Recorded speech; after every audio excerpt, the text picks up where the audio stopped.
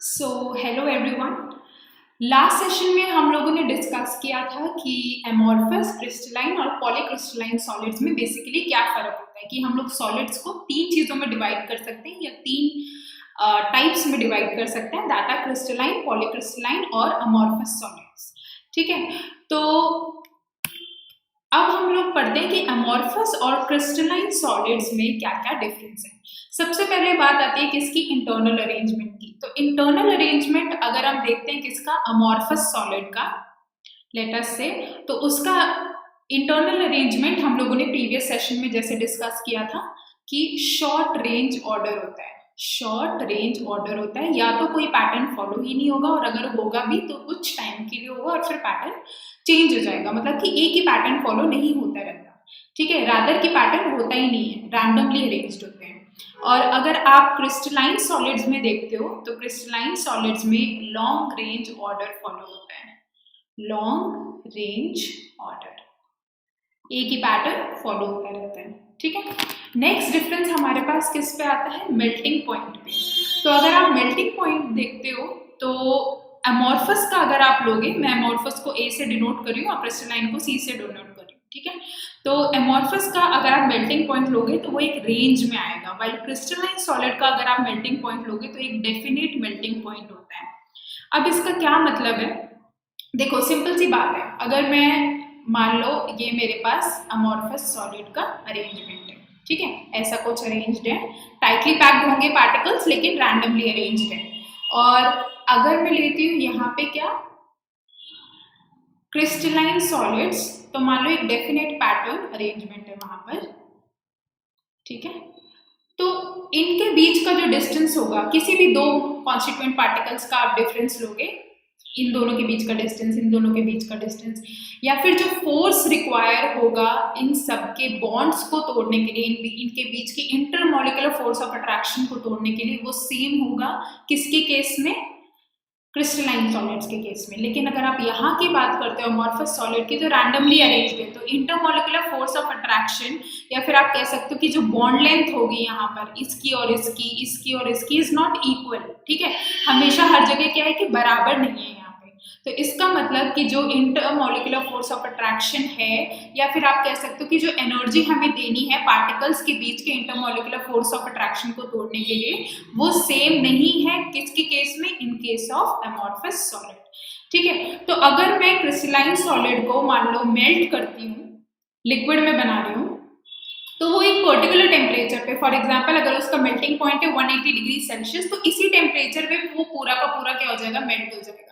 लेकिन अगर आप अमोर्फस की बात करते हो तो उसमें एक रेंज होती है कि 180 से 182 के बीच में मेल्ट होगा। ठीक है, क्योंकि जो हीट हम प्रोवाइड कर रहे हैं वो सारे पार्टिकल्स के बीच के स्ट्रेंथ को मैच नहीं कर रही है। ठीक है, हर किसी में अलग अलग हीट रिक्वायर हो रही है, तो इस वजह से एक रेंज आती है टेम्परेचर की, जैसे 170 से 175 हो गया, 250 से 255 हो गया। ठीक है, तो एक पर्टिकुलर वैल्यू नहीं आती है मेल्टिंग पॉइंट की, रादर एक रेंज आती है in case of amorphous solid. तो ये हो गया आपका सेकंड डिफरेंस। नेक्स्ट आती है आपकी क्लीवेज प्रॉपर्टी। जब आप काटते हो क्रिस्टलाइन सॉलिड या फिर अमोर्फस सॉलिड को, ठीक है, जैसे आप यहाँ पे ये पिक्चर में दिखाया गया है, इसका एक स्मूथ सरफेस होता है। ठीक है, क्योंकि सारे एटम्स जो होते हैं वो पर्टिकुलरली प्लेन में अच्छे से अलाइंड होते हैं क्रिस्टलाइन सॉलिड के केस में। लेकिन अगर आप अमोर्फस सॉलिड के केस में देखोगे तो रैंडमली बिखरे हुए होते हैं पार्टिकल्स। ठीक है, तो यहाँ पे एक रफ सरफेस ऑब्टेन होता है जब आप इसे किसी नाइफ से कट करते हो। ठीक है, तो क्रिस्टलाइन सॉलिड में स्मूथ सरफेस, पहले अमोर्फस सॉलिड में रफ सरफेस। नेक्स्ट डिफरेंस हमारे पास क्या आता है, हीट ऑफ फ्यूजन का। सो फ्यूजन हमारे पास क्या होती है, हीट ऑफ फ्यूजन बेसिकली किसे कहते हैं, कि जब हम लोग 1 kg सॉलिड को मेल्ट करते हैं, किसमें, लिक्विड में।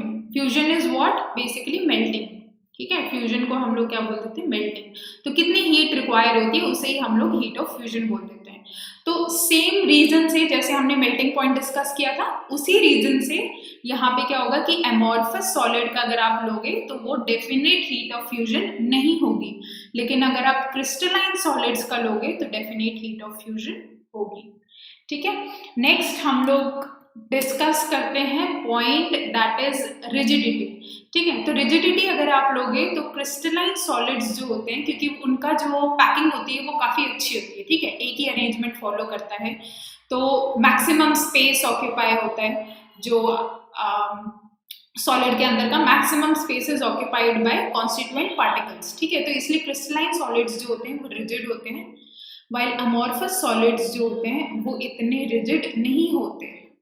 ठीक है, वो थोड़े सॉफ्ट होते हैं as compare to that of the crystalline solids. ठीक है, एग्जाम्पल अब आपका ये आता है, देखो कभी आपने सोचा कि जैसे चौक हो गया, ठीक है, और एक हो गया आपके पास मार्बल, चौक हो गया और मार्बल हो गया, दोनों ही SiO2 से बने हुए हैं। ठीक है, ये भी सिलिकॉन डाइऑक्साइड से बना हुआ होता है और ये भी सिलिकॉन डाइऑक्साइड से बना होता है, ये भी एक सॉलिड है और ये भी एक सॉलिड है, लेकिन फिर भी आप चौक को आराम से तोड़ लेते हो, लेकिन मार्बल जो होता है उसको आप एक मशीन से तोड़ते हो या फिर हाथ से आप नहीं तोड़ सकते ऑब्वियसली। ठीक है, तो इसका डिफरेंस कहाँ आता है? अब कॉन्स्टिट्यूएंट पार्टिकल्स तो सेम ही है, ठीक है, और सॉलिड भी है, तो डिफरेंस ये आता है कि इसकी अरेंजमेंट कैसे हुई है, कि SiO2 के मॉलिक्यूल्स जो है वो कैसे अरेंज्ड है। ठीक है, तो वो चौक में डिफरेंटली अरेंज्ड होंगे और मार्बल में डिफरेंटली अरेंज्ड होंगे। तो chalk is an amorphous solid while marble जो है वो एक क्रिस्टलाइन सॉलिड है।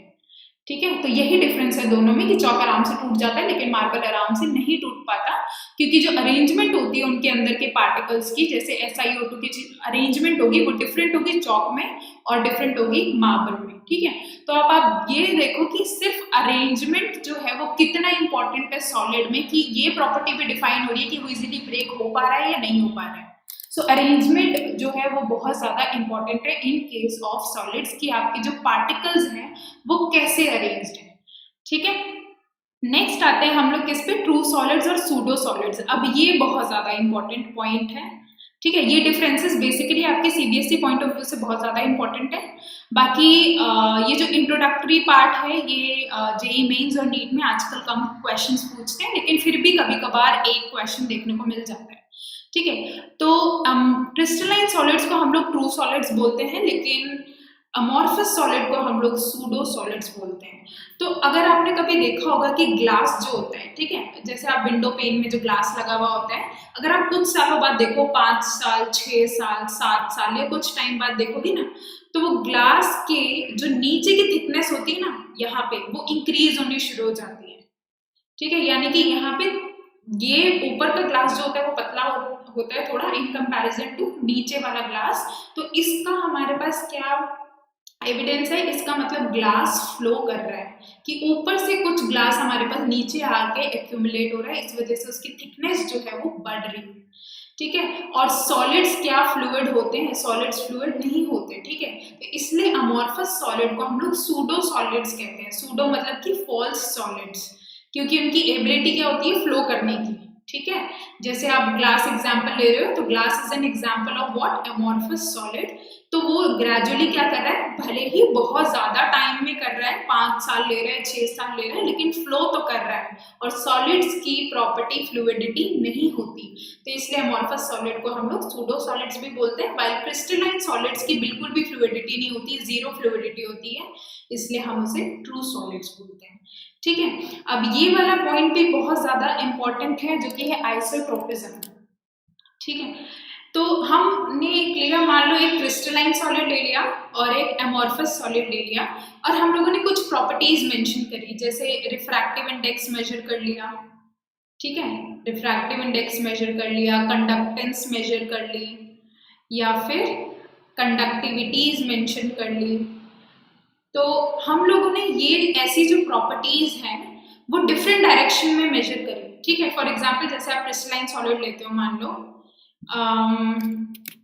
एक काम करते हैं, इसके क्रिस्टलाइन सॉलिड के मान लो दो टाइप के कॉन्स्टिट्यूएंट पार्टिकल्स है, दो टाइप ऑफ कॉन्स्टिट्यूएंट पार्टिकल्स से बना हुआ है, तो एक को मैं ले रही हूँ पॉजिटिव और एक को मैं ले रही हूँ नेगेटिव। ठीक है, तो positive negative positive negative positive negative, फिर यहाँ नेगेटिव पॉजिटिव, ऐसे ही मैं कुछ अरेंज कर देती हूँ यहाँ पे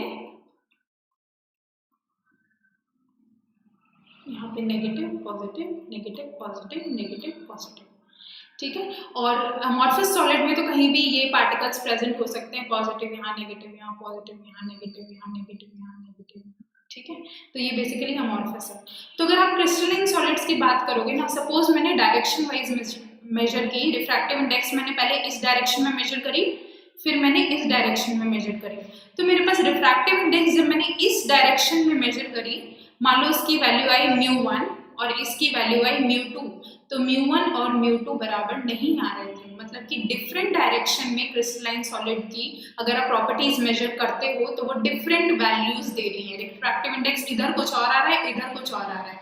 तो अब इसका रीजन क्या हो सकता है? देखो यहाँ जब मैंने मेजर करी तो सिर्फ नेगेटिव वालों पे डिपेंड कर रहा था रिफ्रैक्टिव इंडेक्स, लेकिन अगर मैंने यहाँ मेजर करी तो यहाँ पे नेगेटिव और पॉजिटिव दोनों पे डिपेंड कर रहा था रिफ्रैक्टिव इंडेक्स, ठीक है। तो इसलिए वैल्यूज अलग आएंगे। लेकिन अगर आप अमॉर्फस में देखते हो, सिंपल सी बात है, अगर भीड़ में मान लो भीड़ को आप ऊपर से देख रहे हो, ठीक है, बहुत ऊपर से, तो आपको ये नहीं पता चल पाएगा कि भीड़ में लड़का कहाँ है, लड़की कहाँ है, या फिर बच्चे कहाँ है, ठीक है। एक सेपरेशन नहीं है, आपको ऑल ओवर सब क्या लगेंगे कि सेम ही लगेंगे। तो इस वजह से यहाँ पे जो वैल्यूज होती है किसकी, रिफ्रैक्टिव इंडेक्स की हो गई, या फिर कंडक्टेंस या कंडक्टिविटी, जो भी आप प्रॉपर्टी मेजर करना चाह रहे हो वो सेम आएगी, चाहे किसी भी डायरेक्शन से मेजर कर लो। तो क्रिस्टलाइन सॉलिड को हम लोग बोलते हैं क्या, एन आइसोट्रोपिक इन नेचर, मतलब कि इसकी जो ईच डायरेक्शन में जो वैल्यूज आ रही है प्रॉपर्टीज की वो डिफरेंट है, लेकिन यहाँ पे आइसोट्रोपिक इन नेचर, आइसो मतलब क्या, सेम, ठीक है, यानी कि यहाँ पे जो प्रॉपर्टीज मेजर हो रही है डिफरेंट डायरेक्शंस में वो सेम होगी, ठीक है। यहाँ पे सेम नहीं होगी एनाइसोट्रोपिक में, और आइसोट्रोपिक में हमारे पास सेम होगी। तो crystalline solids are anisotropic in nature, while amorphous solids are isotropic in nature, ठीक है। तो नेक्स्ट डिफरेंस पे आते हैं, जो कि आपका क्या है, कूलिंग कर्व्स। अब ये बहुत ज्यादा इंपॉर्टेंट है कि कूलिंग कर्व्स होते क्या है बेसिकली, ठीक है।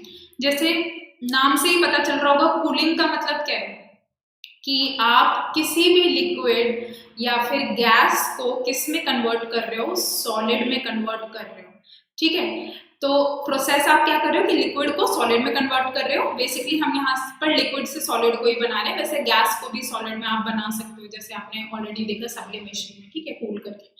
तो यहाँ पे क्या होगा कि जब आप कूलिंग कर रहे हो तो हम एक ग्राफ प्लॉट करते हैं, यहाँ पे क्या, टेम्परेचर वर्सेस टाइम का एक ग्राफ प्लॉट होगा, ठीक है। तो अगर आप अमॉर्फस सॉलिड का प्लॉट करोगे तो टेम्परेचर वर्सेस टाइम का बहुत ही ज्यादा स्मूथ कर्व है, कोई ब्रेक नहीं है इसमें।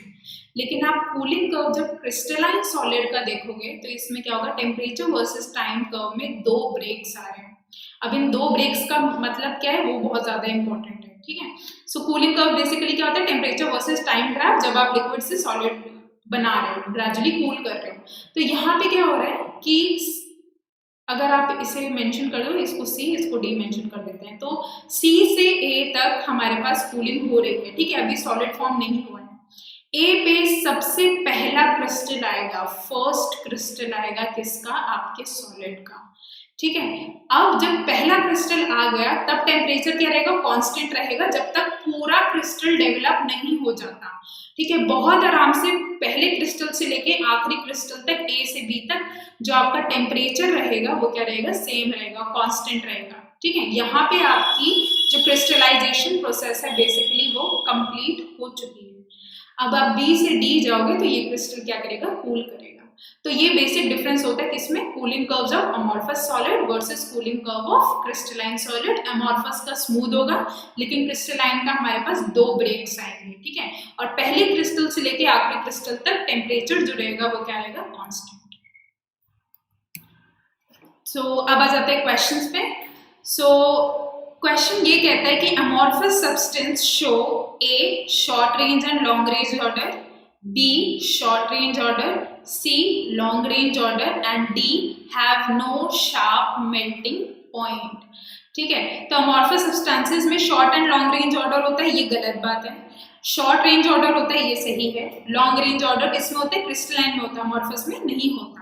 Have no sharp melting point, ये बात भी ठीक है कि उसकी एक रेंज होती है मेल्टिंग पॉइंट के अमॉर्फस की। So correct options are what, b and d. तो आंसर इसका हो गया d, that is b and d correct, ठीक है।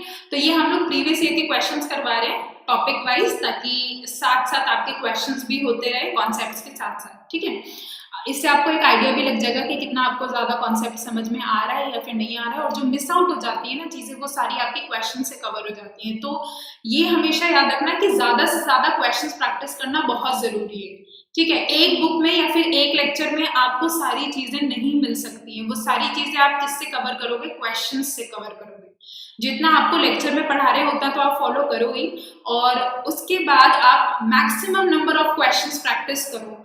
अब ऐसा नहीं है कि अगर आप नीट के लिए प्रिपेयर कर रहे हो तो आप नीट के ही क्वेश्चन करोगे, जेई के छोड़ दोगे, बिटसैट के छोड़ दोगे, केवीपीवाई के छोड़ दोगे। नहीं, ऐसा नहीं करना। आपको सारे क्वेश्चन सॉल्व करने हैं ताकि आपके सारे कॉन्सेप्ट, छोटे से छोटे कॉन्सेप्ट भी क्या हो जाए, कवर हो जाए, ठीक है।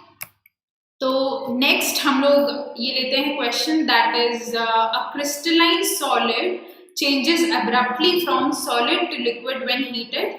एब्रप्टली का मतलब है कि एकदम से चेंज हो जाएगा जब हीट करेंगे, from solid to liquid. Has no definite melting point, undergoes deformation of its geometry easily, has an irregular 3 dimension arrangement और सॉफ्टन्स स्लोली। तो अगर हम इसका आंसर देखेंगे तो क्रिस्टलाइन सॉलिड के बारे में पूछा है इसने, has no definite melting point, ये ऑप्शन तो गलत हो गया क्योंकि इसका एक डेफिनेट मेल्टिंग पॉइंट होता है। Undergoes deformation of its geometry easily, ये भी गलत है क्योंकि क्रिस्टलाइन सॉलिड क्या होता है, रिजिड, जैसे हमने किसका केस देखा था, मार्बल का। अब ये वाला ऑप्शन कहता है कि has an irregular 3D arrangement, ये भी गलत है क्योंकि उसका रेगुलर 3D अरेंजमेंट होता है। And E says that it soften slowly, ठीक है। तो ये भी गलत है कि सॉफ्टन इतनी जल्दी नहीं होता है क्रिस्टलाइन सॉलिड, ठीक है। सॉफ्टन नहीं हो सकता है, रिजिड होता है बहुत ज्यादा। तो आपका ऑप्शन ए करेक्ट होगा कि जैसे आप उसे हीट करोगे तो सॉलिड से लिक्विड में कन्वर्ट हो जाता है, ठीक है। मतलब एक ही टेम्परेचर पे कन्वर्ट हो जाता है, ऐसा नहीं है कि रेंज ऑफ टेम्परेचर फॉलो कर रहा है, ठीक है। तो changes abruptly from solid to liquid when heated. Next आपका क्वेश्चन आता है कि which of the following is a non crystalline solid, ठीक है। नॉन क्रिस्टलाइन का मतलब है बेसिकली क्या कि अमॉर्फस होगा, ठीक है। तो CaCl, NaCl, CaF2 ये सारी क्या है, क्रिस्टलाइन सॉलिड है, लेकिन ग्लास हम लोगों ने पढ़ा था कि अमॉर्फस सॉलिड है, तो इसलिए डी ऑप्शन इज करेक्ट। सो आज के लिए इतना ही। अब नेक्स्ट सेशन में हम लोग पढ़ेंगे टाइप्स ऑफ क्रिस्टलाइन सॉलिड। अभी तक हम लोगों ने पढ़ा कि मैटर क्या होता है और मैटर किन किन चीजों में क्लासिफाई होता है, solid, liquid, gas, plasma, Bose-Einstein condensate, 5 states of matter होते हैं। उसके अंदर से हमने सॉलिड को पिक किया। सॉलिड में देखा कि अरेंजमेंट कितना ज्यादा इंपॉर्टेंट है, और अरेंजमेंट की वजह से सॉलिड को हम 2 पार्ट्स में डिवाइड करते हैं, that are amorphous and crystalline solid. और हमने पॉलीक्रिस्टलाइन सॉलिड्स के बारे में भी पढ़ा। फिर उसके बाद हमने कुछ पॉइंट्स डिस्कस करे जो अमॉर्फस और क्रिस्टलाइन सॉलिड्स के बीच के डिफरेंस है। अब हम डिस्कस करेंगे बेसिकली क्या, अमॉर्फस को छोड़ देंगे यहीं तक, और हम डिस्कस करेंगे कि क्रिस्टलाइन सॉलिड्स की क्या क्या टाइप्स होती हैं, ठीक है। तो अगले सेशन में types of crystalline solids discuss होगा। So that's all for today, thank you for watching.